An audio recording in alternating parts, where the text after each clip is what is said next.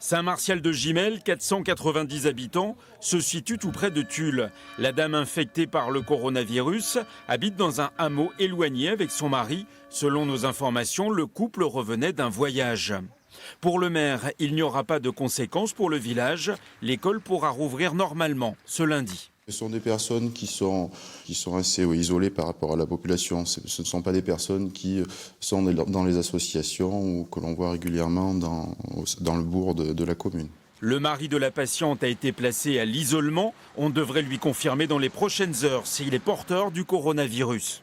Il travaille ici même, au centre hospitalier de Tulle, et ce soir, une question se pose. Depuis son retour de voyage, a-t-il fréquenté du personnel soignant? A-t-il fréquenté des patients? Est-il revenu sur son lieu de travail? Une enquête épidémiologique de l'Agence régionale de santé est en cours. Ni la préfecture, ni l'ARS ne donnent ce soir de précisions sur l'état de santé de la patiente infectée. Aujourd'hui, on hospitalise tout le monde.